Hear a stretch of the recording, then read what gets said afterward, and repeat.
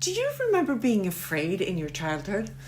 I don't know when my story began. I suppose it depends on which part of it. But this one started in my bunk bed I shared with my sister. She, being the younger one, was shipped up on the top floor, but not without complaints, I can promise you.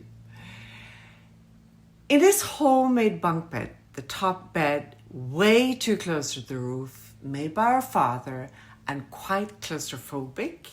In this room that was created by my mother with this blue wallpaper, flowery, very typical of the 70s. And she loved matching. So the plasticky floor mat was exactly the same blue color. Even the smell was of this period, a bit old. Do you remember your room at that time? Even though back then, at the ages of approximately 11 and 6.5, my sister thought I was weirdly odd. I was sure I had descended from a different planet. Two completely opposites we were in every aspect of the word. She going by rules and mine were super blurry. She short, I taller than normal. She dark and I blonde. And not to forget the age gap. Without really knowing, I had already started my journey of research back then. Laying in bed, getting ready for sleep, my ritual was to go through my prayers. It didn't really matter which religion or the content. It was the information that spoke the loudest at that time. Greek mythology, Hinduism, or the Bible, all in the same melting pot. It didn't matter. I wanted to find something that resonated, some answers. Someone said wisely once, all religions are a fruit salad. You pick what you need and resonates. Me reciting out loudly and dedicated every evening made my sister so frustrated. Why can't you keep quiet? I am trying to sleep. Why do you always have to be so different and so difficult? Can't you just be normal? Before she pulled the pillow, demonstrated over her head, making grunts to voice her deep dissatisfaction. We would never be a normal family either. My dear adopted sister had already told me that. Being one of the first adopted ones coming to Norway, she was a curiosity and not in the best way. A harsh teaching for a young little mind to comprehend, and with parents wearing cowboy hats in all different colors and being quite eccentric. Life was definitely on the different side. So not fitting in was an early lesson to integrate and to learn to live by.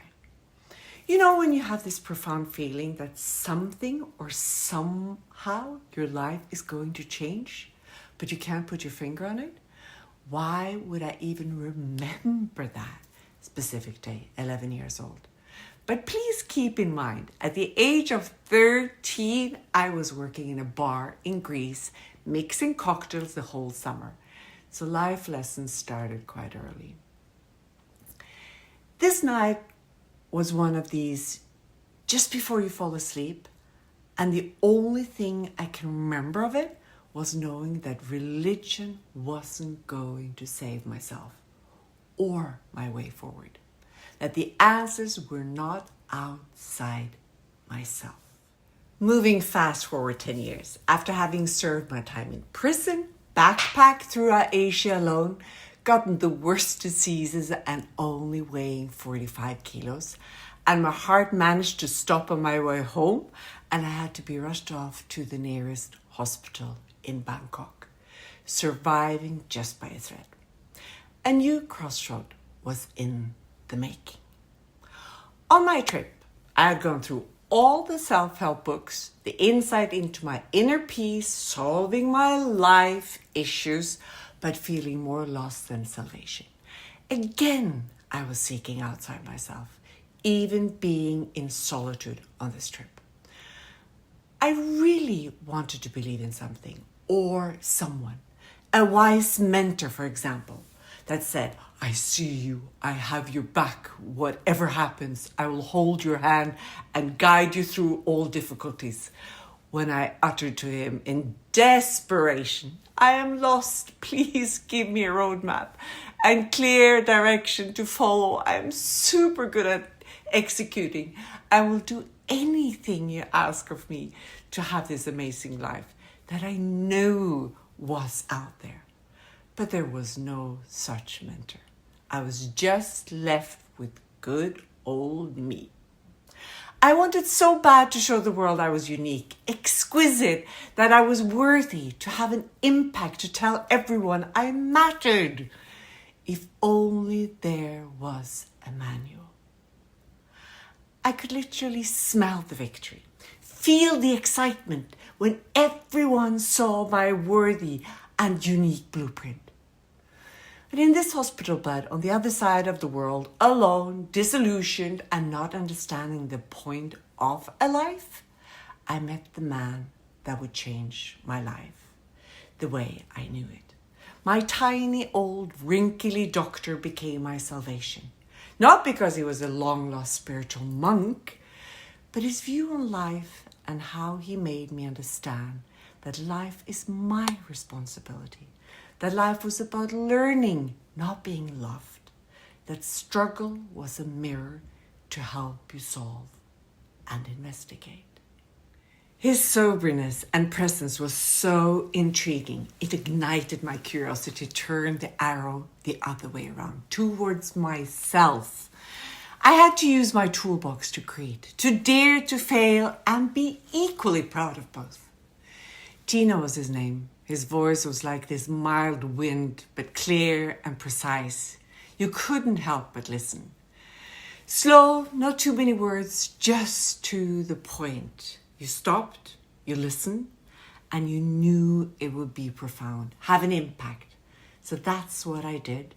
I listened for 7 days until he managed to unlock me. I left him and his life with his words ringing in my ears. Annette, only you can choose your path forward. But you have to leave old information behind. Things that doesn't serve you anymore. Otherwise, it will be too heavy for you to carry.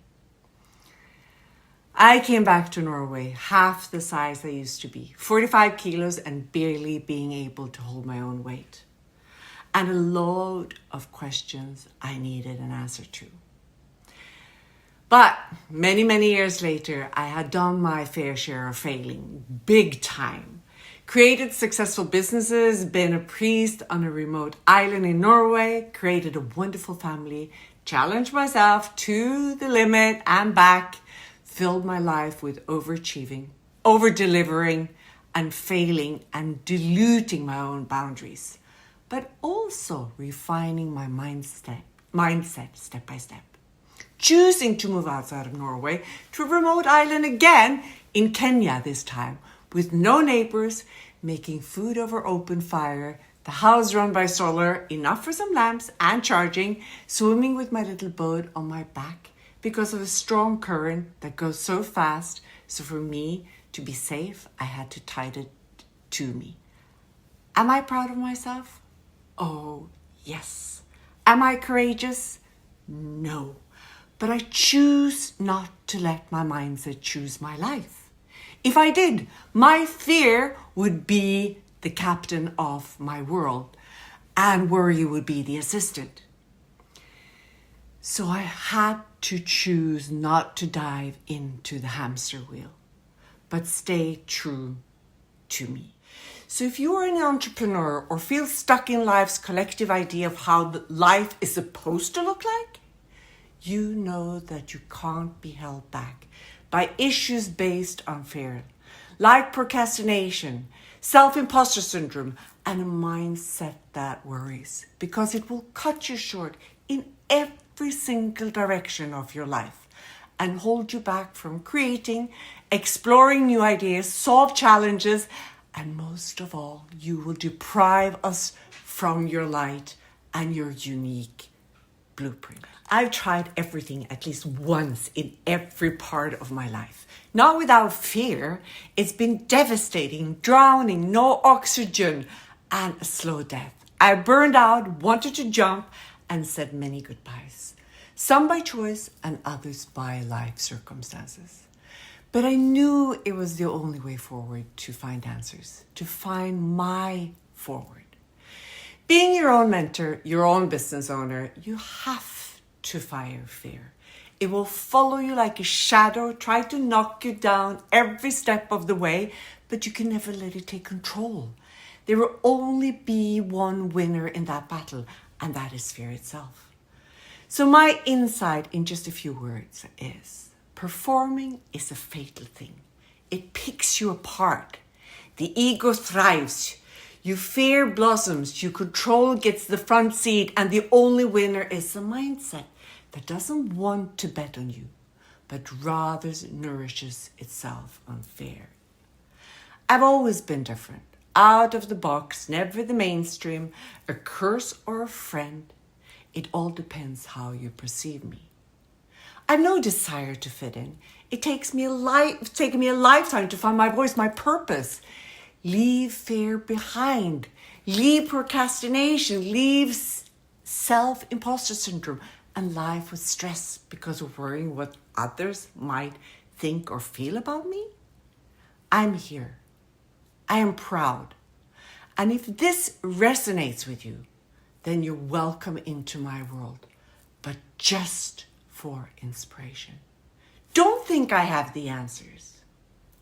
You do.